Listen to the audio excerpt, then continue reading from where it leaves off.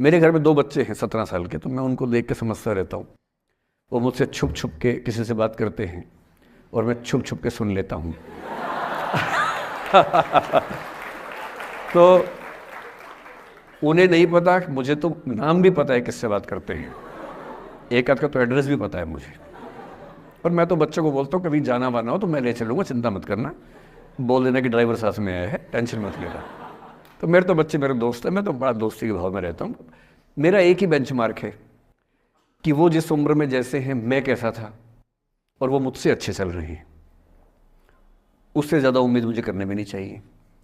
मैंने जो कुकृत्य 8वीं क्लास में किए थे उन्होंने 11वीं क्लास में किए, तो बहुत है। मैं ये क्यों मान के चलूं कि वो देवी देवता पैदा होंगे? मेरे ही तो बच्चे हैं भाई। जीन तो मेरे ही है, तो कैसे देवी देवता हो जाएंगे? तो ज़्यादा उम्मीदें क्यों पालनी है बच्चों से भी? मैं क्यों चाहूं कि मेरा बच्चा आईएएस जॉब करे? क्यों करे? वो आईएएस भी क्यों करे? उसका मन करेगा तो करेगा, नहीं करेगा तो भाड़ में जाए। अगर वो कहेगा कि मुझे स्टार्टअप करना है, स्टार्टअप कर लो भाई। अगर वो कहेगा मुझे कुछ और नौकरी करनी है प्राइवेट सेक्टर में, तो वो कर लो। मैं क्यों ठेकेदार बनूं उसका भाई? मैं क्यों ये चाहूं कि वो मेरे रास्ते पर चले, मुझसे बेहतर बने? ये सब बेकार की बातें हैं। और पेरेंट्स, आज तो बच्चों से बात कर रहा हूँ, जैसे मैं पेरेंट्स से बात करता हूँ उनकी बहुत क्लास लगाता हूँ कि पेरेंट होना और बच्चे का दुश्मन होना कई बार बराबर हो जाता है। और यदि आप नहीं चाहते कि आप बच्चों के दुश्मन बने, बहुत सारे लोग मन ही मन में पेरेंट्स से नफरत करते हैं, माँ बाप से नफरत करते हैं, क्योंकि माँ बाप ने पेरेंटहुड का धर्म ठीक से निभाया नहीं। उन्होंने इतनी इच्छाएं थोपी, इतने दबाव बनाए कि बच्चों को ज़िंदगी कई फैसले इस दबाव में करने पड़े कि मेरे पेरेंट्स ये चाहते हैं, वो बन ही नहीं पाए जो वो थे। और दुनिया में सबसे बुरी स्थिति है वो न हो पाना जो आप हैं। अपनी सहजता से दूर होना, इससे बड़ी बुरी कोई स्थिति नहीं। साहित्य में इस पर खूब लिखा गया है। कामायनी एक रचना बड़ी प्रसिद्ध है जयशंकर प्रसाद की, उसमें मूल समस्या ही ये है, ज्ञान दूर कुछ क्रिया भिन्न है, इच्छा क्यों पूरी हो मन की, एक दूसरे से न मिल सके यही विडंबना है जीवन की। आपका दिमाग कुछ कहता है, दिल कुछ कहता है, कर कुछ हो रहे हैं आप। जिस व्यक्ति का दिमाग, दिल और हरकतें आपस में कनेक्टेड हैं, कंसिस्टेंट हैं, उससे ज़्यादा सुखी कोई मनुष्य नहीं है। इसलिए मैं अक्सर कहता हूँ कि आप खुश हैं या नहीं, इसका सबसे बड़ा पैरामीटर ये है, आपका दिमाग, आपका दिल, आपकी हरकतें, आपके एक्ट्स अगर कंसिस्टेंट हैं, कोहेरेंट हैं, कनेक्टेड हैं, इंटीग्रेटेड हैं, तो आपसे ज़्यादा सुखी कोई नहीं है। और यदि आप पूरी ज़िंदगी केवल निभाने में खर्च कर देते हैं तो ठीक है, दुनिया की निगाह में आप सफल होंगे, पर किस दिन खबर आ सकती है कि अच्छे आदमी थे, नहीं झेल पाए, नहीं झेल पाए, अंत में दिल का दौरा पड़ जाता है, बीपी हो जाता है, डायबिटीज़ हो जाता है। बच्चे बोलते हैं कि डायबिटीज़ चीनी खाने से होता है, बेकार बात है, डायबिटीज़ स्ट्रेस से होता है। डायबिटीज़ होने के बाद चीनी खाना मना है। चीनी खाने से आज से किसी को डायबिटीज़ नहीं हुआ है, डायबिटीज़ केवल तनाव से होता है। तनाव पहले ही दुनिया में इतने सारे हैं, नौकरी के तनाव, कितने झंझट दुनिया में हैं, उसके ऊपर से अपने स्वभाव से दूर होने का तनाव, कितना बड़ा तनाव है, क्यों पालना चाहिए? तो मैं कुछ सूत्रों में आपको बात बताता हूँ। इस उम्र में आप कितना उसको फॉलो कर पाएंगे मुझे नहीं पता, लेकिन कोशिश करेंगे तो कुछ तो फायदा होगा ही। पहला सूत्र मेरा आप लोगों के लिए ये है कि जब आप किसी को पसंद करें और वो आपको पसंद ना करे तो टेंशन नहीं लेनी है, तेजाब तो नहीं उठाना है। ठीक, कई लोग इस मूड में रहते हैं, मुझे पसंद नहीं करेगी, मैं राजा हूं, मैं नवाब हूं, मुझे पसंद नहीं करेगी। अरे तू क्या है भाई, नहीं पसंद हो तो नहीं पसंद हो, ये क्या बात हुई? सबसे पहले अपने अंदर से लोकतांत्रिक बनिए, डेमोक्रेटिक बनिए। जैसे आपको हक है किसी व्यक्ति को पसंद करने का, उसको भी हक है किसी को पसंद या नापसंद करने का। यदि कोई ऐसा व्यक्ति जिसको आप पसंद नहीं करते वो आपको प्रपोज करे तो आप उसको मना ही तो करेंगे। बस मना इज्जत से कीजिए, किसी को बेआबरू करके मत भेजिए। ये नहीं कि अच्छा तुम शीशा देखा है कभी, रुको रुको आईना मेरी जेब में लो, ऐसे नहीं करना है। बड़े बेआबरू होकर तेरे कूचे से हम निकले, वो वाला भाव जो गालिब को आया था वो भाव नहीं आना चाहिए। अगर कोई आपको कभी प्रपोज करे, आप लोगों की उम्र है, ये सब चलता ही होगा आप लोगों के बीच में, मैं आपके टीचर से सामने बोल रहा हूँ लेकिन मैं ऐसा ही हूँ, मैं जानता हूँ कि आपकी उम्र में से होता होगा, सब जानते हैं तो होता ही होगा। कभी किसी से ये उम्मीद मत करना कि वो आपको पसंद करे ही करे। यदि कोई रिजेक्ट करे, बस हाँ रिजेक्शन थोड़ा प्यार से होना चाहिए, बदतमीजी से नहीं होना चाहिए।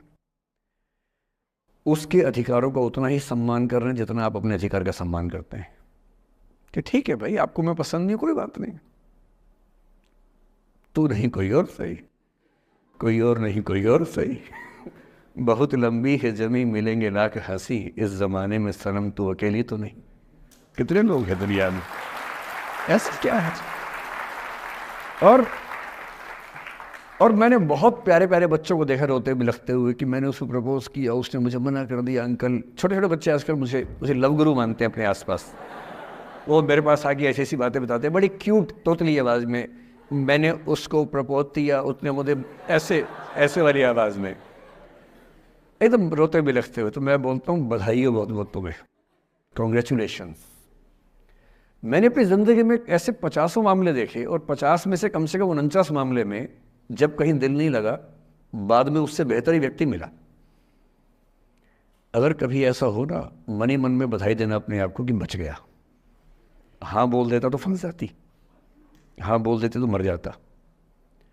और मन में भाव वही रखना है, तो नहीं कोई और सही बात है, स्ट्रेस नहीं लेना है।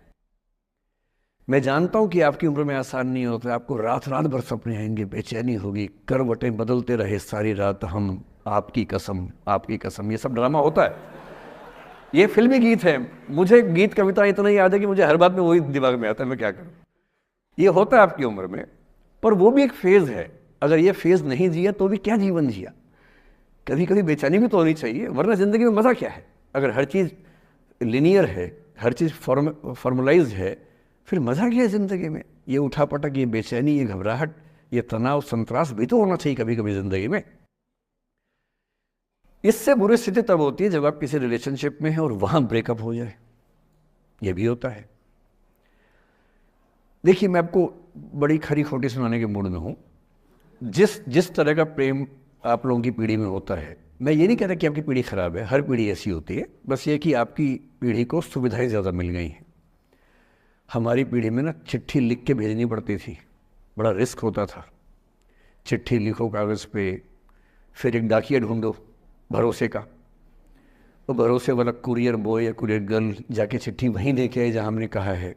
ये भी डाउट कहीं किसी और को दे के आ जाए, या कबूतर से बात करो, कबूतर जा जा जा, पहले प्यार की पहली चिट्ठी साजन को दिया।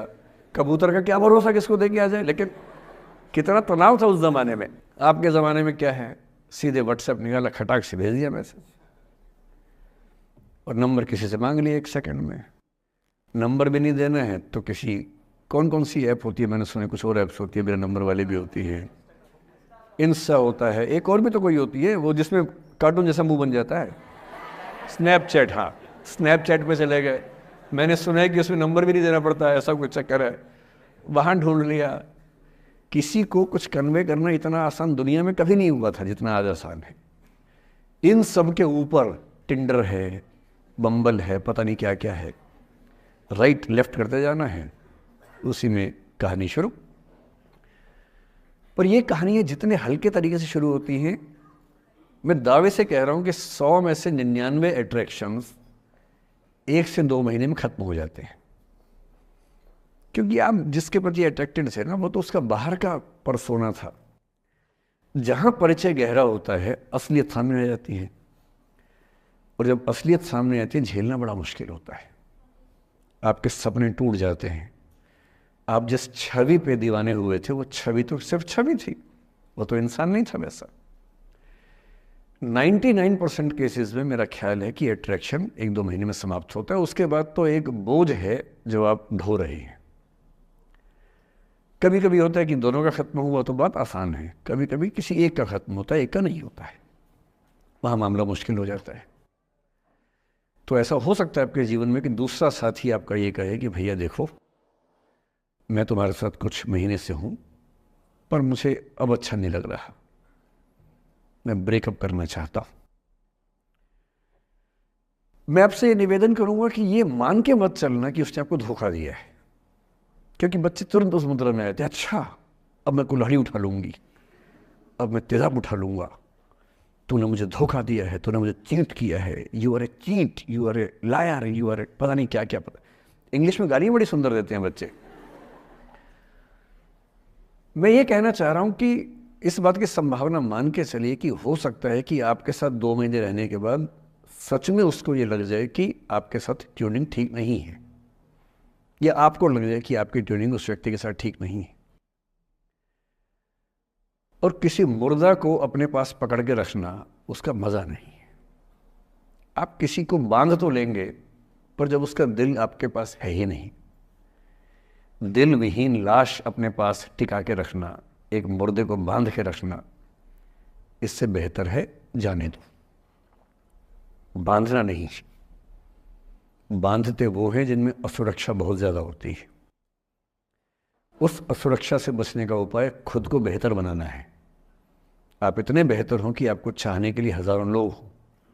क्यों आप इतना डिपेंडेंट होते हैं कि इस एक व्यक्ति के अलावा मेरा कोई है ही नहीं दुनिया में? ऐसा क्यों सोचना है? और ऐसे ही मामले में ये करना है वो अफसाना जिसे अंजाम तक लाना ना हो मुमकिन, उसे एक खूबसूरत मोड़ देकर छोड़ना अच्छा। और ये खूबसूरत मोड़ कैसे होगा? अगर कोई जाना चाह रहा है तो आपके पास 3 ऑप्शंस हैं। एक, ना उसको अच्छे से बात करे ना खराब से बात करे, न्यूट्रल होके जाने दे। एक, उसको धमकी दे, बर्बाद कर दूंगा, छोड़ूंगा नहीं, तो निकल के देख घर से, तेरे एड्रेस पता करवा लूंगा, मेरे साथ 50 दोस्त हैं, मेरे सारे आवारा हैं, सारे बेरोजगार हैं, सारे कुंठित लोग हैं, सारे गुंडे मवाली हैं, उनका धंधा यही है, तेरे पीछे छोड़ दूंगा सबको। एक ही तरीका है। और तीसरा ये कि ठीक है यार, ऑल द बेस्ट, जा सिमरन जा, जी ले अपनी जिंदगी। अरे ठीक है, हो सकता है मैं तुझे ठीक नहीं लगा, कोई बात नहीं, लेकिन किसी से मिलो तो बढ़िया से मिलना, तेरी जिंदगी अच्छी हो। मैं भी ढूंढ लूंगा किसी न किसी को, थोड़ी हेल्प कर दी हो, कहीं इंट्रो करवा दी हो मेरी भी, लेकिन ठीक है तू भी जा। ये होता है खूबसूरत मोड़ देकर छोड़ना अच्छा।